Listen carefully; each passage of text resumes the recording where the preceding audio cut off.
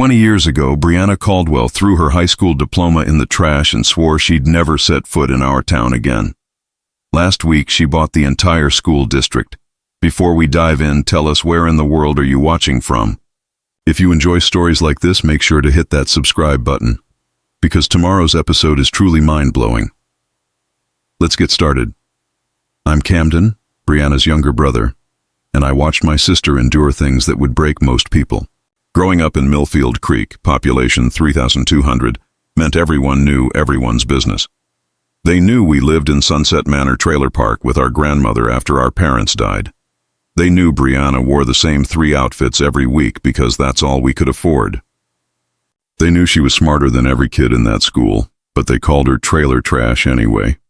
What they didn't know was that my sister was keeping a list, not of the kids who tormented her, but of every single thing wrong with our school system. Every teacher who looked the other way when she was bullied. Every time the principal ignored complaints because the bully's parents had money. Every scholarship she should have won but didn't because her last name wasn't Hartwell or Morrison or one of the other founding families. I thought she threw that list away when she left town with nothing but a suitcase and a community college acceptance letter. I was wrong. She kept every detail, every injustice, every moment they made her feel small.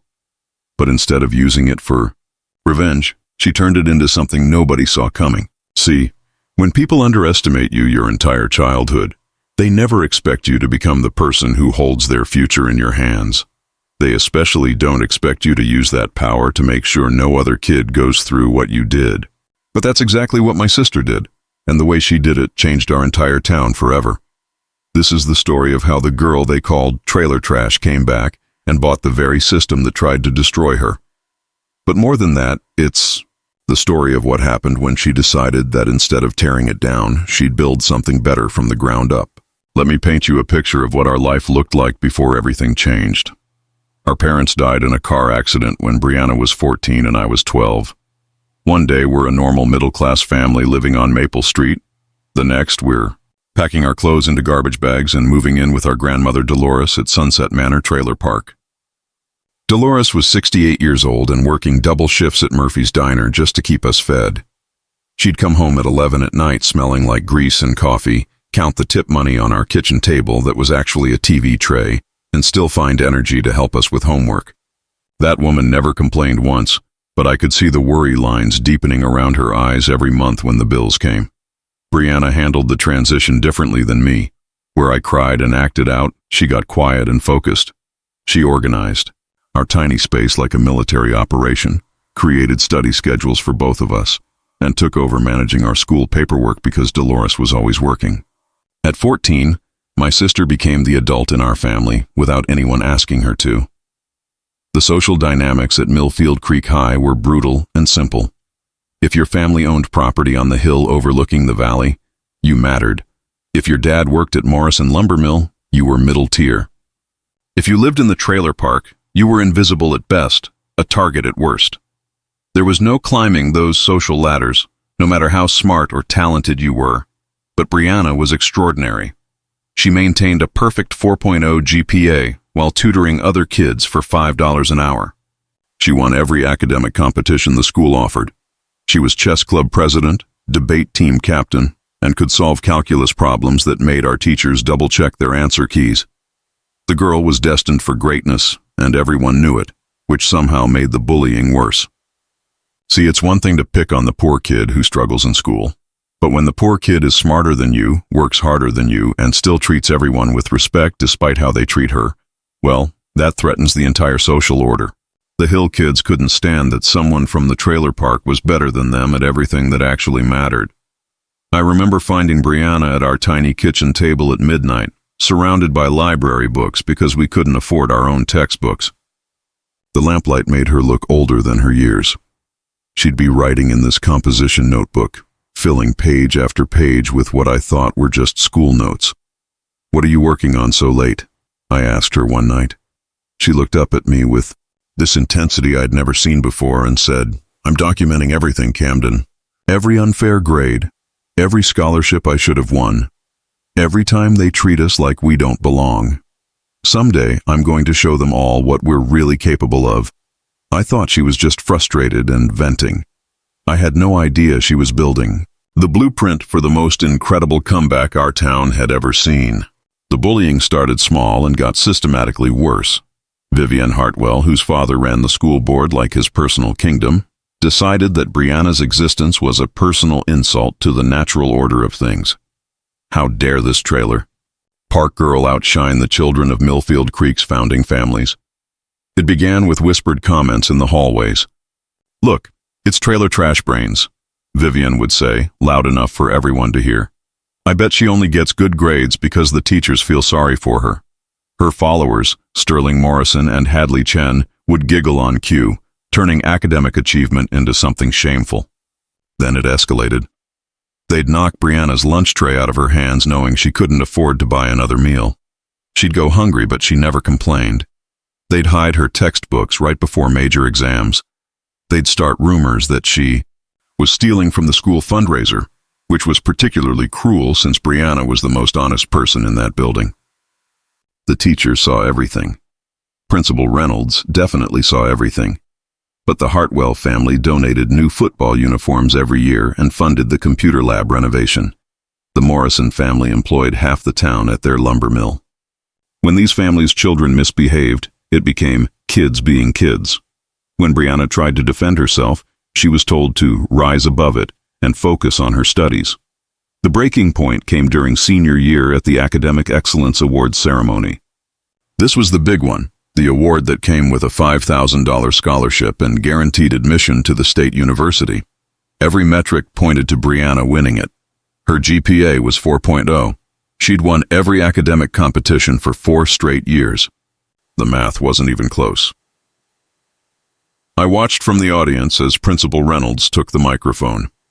"Due to an administrative review of the selection process," he announced, "this year's Academic Excellence Award goes to Vivian Hartwell for her outstanding leadership and community involvement." The auditorium went silent. Even Vivian's friends looked confused.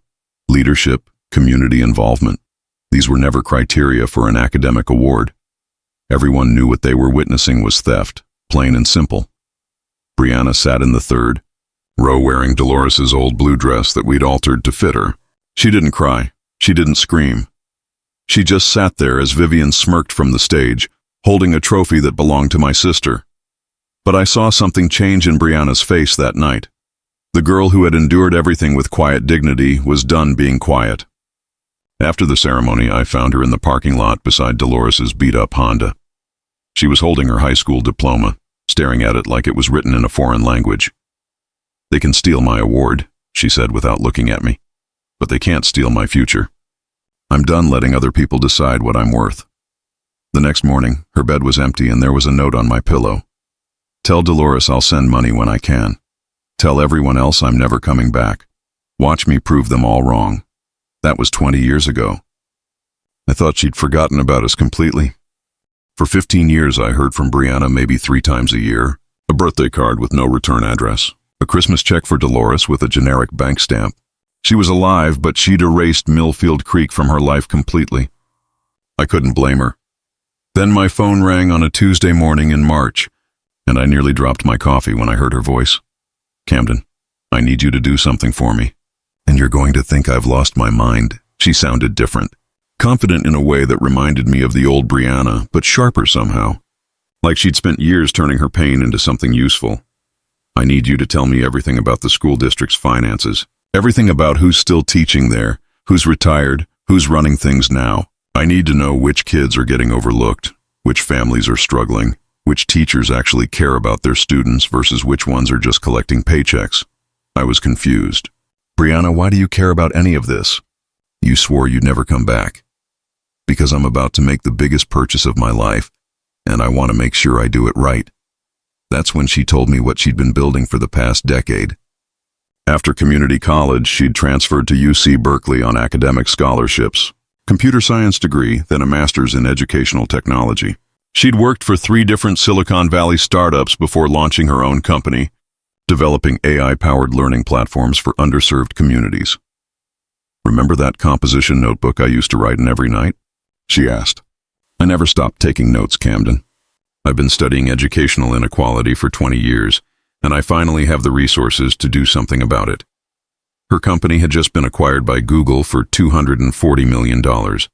But instead of retiring to some beach house, she'd been quietly researching failing school districts across America. Millfield Creek was hemorrhaging money, test scores had plummeted, and the state was threatening intervention. The Hartwell lumber business collapsed 5 years ago, she continued. Half the tax base is gone. The Morrison Mill downsized by 60%. The same families that used to run this town are struggling to keep their own lights on. The school district is desperate for a buyer. She'd already incorporated a nonprofit foundation called the Educational Equity Initiative. Her lawyers had structured the purchase to maintain complete anonymity until she chose to reveal herself. But here's what I need from you, she said. I want you to go to every school board meeting for the next 3 months. Take notes on every teacher, every administrator, every board member. I want to know who genuinely cares about these kids and who's just protecting their own interests. Brianna, what exactly are you planning? Her laugh was something I hadn't heard since before our parents died. Pure joy mixed with absolute determination. I'm going to buy the entire school district, rebuild it from the ground up, and make sure no kid ever goes through what we did. But more than that, I'm going to prove that the children they write off today could be running this town tomorrow. I just need to know who's going to help me and who's going to get in my way. The day of the announcement, I got to the school gymnasium an hour early to save seats for what everyone thought would be a presentation by some anonymous corporate donor. The place was packed, desperate parents hoping for better opportunities for their kids, teachers wondering if they'd still have jobs, and plenty of curious townspeople who just wanted to know who had enough money to buy an entire school district. Principal Reynolds, grayer and more tired-looking than I remembered, took the microphone. Ladies and gentlemen, please welcome the founder and president of the Educational Equity Initiative, our district's new owner and the person who's going to transform education in Millfield Creek. The side door opened, and Brianna walked onto that stage like she owned it, which technically she now did. She wore a simple black suit, her hair pulled back in a professional bun, carrying herself with a confidence that radiated power. The gymnasium went dead silent as people tried to process what they were seeing. I spotted Vivian Hartwell in the third row, her mouth hanging open. She looked tired, worn down by years of struggling to make ends meet after her family lost everything. Sterling Morrison was there too, sitting with his laid-off co-workers from the mill. The same people who used to look down on us were now hoping for salvation from the girl they'd tormented. Brianna let the silence stretch for a long moment before speaking. Her voice was calm, measured, but it carried to every corner of that gym. 20 years ago, some of you decided that my potential was limited by my address. You convinced yourselves that because I lived in a trailer park, I didn't deserve the same opportunities as everyone else. You stole an award I earned, ignored bullying I endured, and made it clear that children like me didn't matter in this community. The gymnasium was so quiet you could hear people breathing. Vivian had gone pale. I could have used my resources to tear this place down, Brianna continued. I could have bought this district and closed it out of spite. Instead, I'm going to rebuild it, because no child should ever be written off the way I was. She clicked a remote, and the projector screen behind her lit up with architectural plans, budget breakdowns, and program details that took my breath away. Every student in this district will receive free breakfast and lunch, eliminating the shame that comes with poverty. We're building a state-of-the-art STEM lab, a fully equipped makerspace, and implementing personalized learning technology that adapts to each child's needs. We're hiring social workers, guidance counselors, and college prep coordinators. Most importantly, we're establishing the Dolores Caldwell Memorial Scholarship Program, providing full college tuition for students who overcome significant socioeconomic challenges. After her presentation, I watched Vivian approach the stage with tears in her eyes. Brianna, I was horrible to you. I don't deserve forgiveness, but my daughter attends this school. Thank you for giving her the opportunities I tried to take from you. Brianna's response was simple and devastating. I'm not doing this for you, Vivian. I'm doing this for her. 3 years have passed since that day in the gymnasium, and Millfield Creek is unrecognizable. Walking through our high school halls now feels like stepping into a different universe. The kids carry themselves differently, with confidence instead of resignation. They wear their potential like armor instead of hiding from their circumstances. The transformation happened faster than anyone expected. Within 6 months, Brianna had hired 2 social workers, 3 guidance counselors, and upgraded every classroom with technology that most suburban schools couldn't afford. The makerspace she built became the crown jewel, where kids who used to feel invisible now design robots and code video games. But the real change wasn't in the buildings or equipment. It was in the culture. Bullying incidents dropped by 90% because the school now operates on one simple principle: every student matters, regardless of their zip code. Teachers who used to play favorites based on family names were either retrained or replaced. The ones who stayed learned to see potential instead of just pedigree. The academic results speak for themselves. Millfield Creek High went from being on state probation to ranking in the top 10% statewide. College acceptance rates tripled, but more importantly, kids who would have dropped out are now planning futures they never thought possible. Brianna moved back to town permanently, buying and renovating our old family home on Maple Street. She kept it simple, nothing flashy or ostentatious. She wanted to be part of the community, not above it. We have dinner together every Sunday now, something we never did as kids because we were too busy just surviving. She established a tradition that gives me chills every time I see it. At every graduation ceremony, she personally hands out the Dolores Caldwell Memorial Scholarships. Last year, she gave away 12 full rides to universities across the country. 12 kids who might have been written off now have futures that seemed impossible just a few years ago.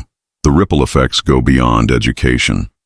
Property values have increased as young families move back to town for the schools. Local businesses are thriving because teachers and staff actually want to work here. The trailer park where we grew up now has a computer lab and after-school programs. Kids who live there don't hide their addresses anymore. Vivian's daughter graduated last year with a full scholarship to engineering school. During her valedictorian speech, she thanked Brianna by name for proving that potential has no address. Vivian was crying in the audience, not from sadness this time, but from gratitude. People ask me what I learned from watching my sister's journey, and the answer is simple. Brianna didn't come back for revenge. She came back for redemption, not her own, but our entire community's. She could have proven everyone wrong from a distance. But instead, she chose to make sure no other kid would walk the path we did. Today, there's a bronze plaque in the main hallway that reads, "Potential has no address." No name on it. Just a reminder that every student who walks those halls deserves to dream as big as their courage allows. That's Brianna's real legacy, not the money or the buildings, but the belief that every child matters equally. Sometimes the best way to heal from your past isn't to escape it, but to transform it into something beautiful for the next person.